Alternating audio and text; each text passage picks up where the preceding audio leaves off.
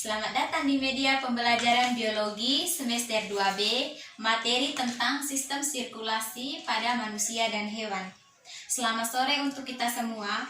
Perkenalkan, kami dari program studi pendidikan biologi, Fakultas Keguruan dan Ilmu Pendidikan, Universitas Timor Kekamenanu. Saya, Flaviana Ferenabakti, NPM 33 2052. Saya Maria Yudit Seran, NPM 3320053. Hai, saya Yosefina Warkelau, NPM 33200040. Dosen pembimbing Pak Amran Sidik, SPD MPD.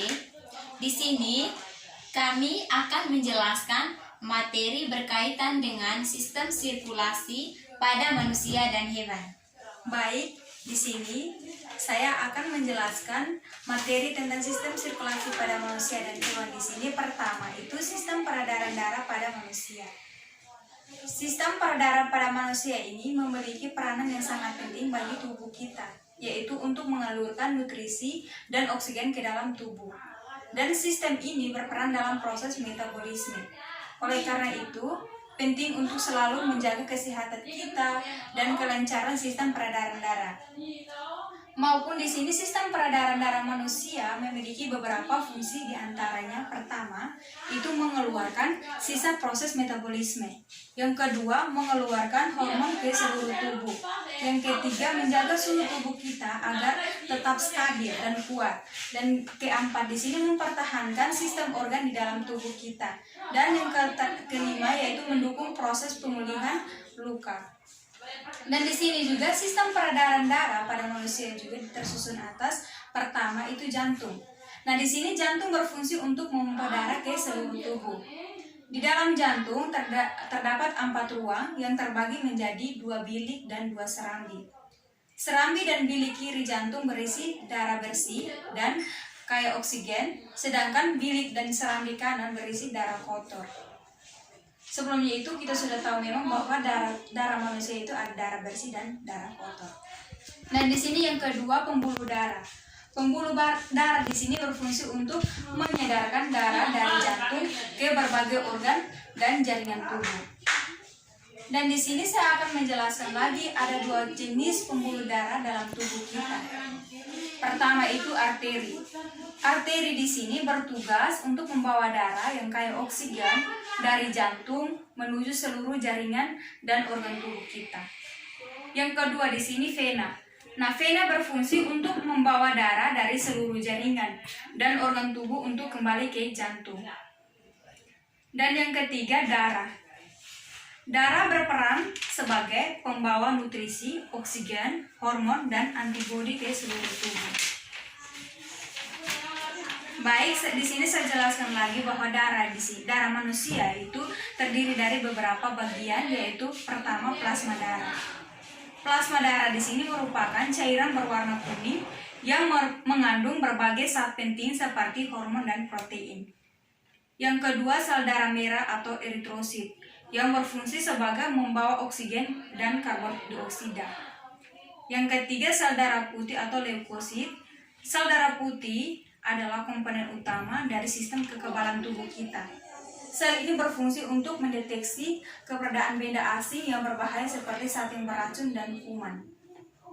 Dan yang paling terakhir yaitu keping darah atau trombosit untuk menunjang proses pembekuan darah saat terjadi luka. Dan selanjutnya kepada teman saya untuk menjelaskan.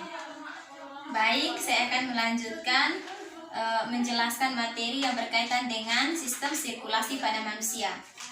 Berikutnya itu adalah gangguan pada sistem peredaran darah. Yang pertama itu hipertensi atau tekanan darah tinggi.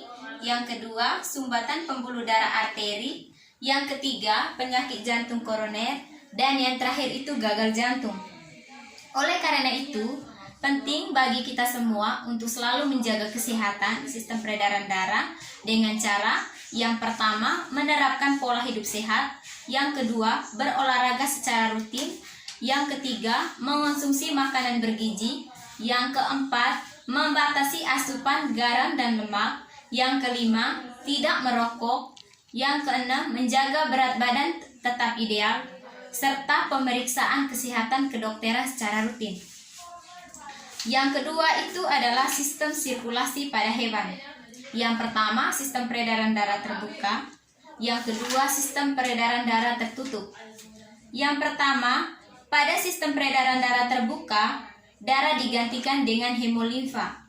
Hemolimfa memiliki fungsi yang sama dengan darah, namun dia tidak mengandung hemoglobin sehingga dia tidak berwarna merah. Contoh, hewan yang memiliki sistem peredaran darah terbuka, yang pertama moluska. Moluska adalah hewan lunak yang bercangkang maupun tidak. Contohnya seperti cumi-cumi, siput, dan kerang. Yang kedua, arthropoda merupakan hewan yang berruas-ruas atau berbuku-buku seperti serangga, laba-laba, dan udang. Selanjutnya, sistem peredaran darah tertutup adalah sistem yang mengedarkan darah dan getah bening di dalam pembuluh. Contoh dari sistem peredaran darah tertutup pada hewan, yang pertama itu cacing tanah. Ada 3 pembuluh darah pada cacing tanah, yaitu pembuluh darah punggung, pembuluh darah perut, dan pembuluh darah samping. Pembuluh darah punggung mengalir dari belakang menuju arah kepala dan mengalir menuju pembuluh darah perut. Di dalam pembuluh perut, darah mengalir dari depan menuju ke belakang. Yang kedua, ikan. Ikan memiliki jantung yang terbagi menjadi 2 ruangan, yaitu serambi yang berdinding tipis dan bilik yang berdinding tebal. Yang ketiga, katak. Jantung katak terdiri atas 2 buah serambi yang berdinding tipis dari sebuah bilik. Yang keempat, reptil. Reptil mempunyai jantung yang terdiri atas 4 ruangan, yaitu 2 serambi dan 2 bilik. Antara bilik kanan dan bilik kiri dibatasi oleh sekat yang belum sempurna, sehingga masih dapat terjadi pencemaran darah. Baik, di sini saya akan mengambil kesimpulan tentang sistem sirkulasi pada manusia dan hewan.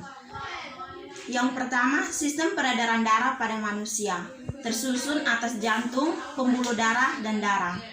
Dan gangguan pada sistem peredaran darah yaitu hipertensi, sumbatan pembuluh darah arteri, penyakit jantung koroner, dan gagal jantung. Yang kedua, sistem sirkulasi pada hewan terdiri atas 2 bagian, yaitu sistem peredaran darah terbuka dan sistem peredaran darah tertutup.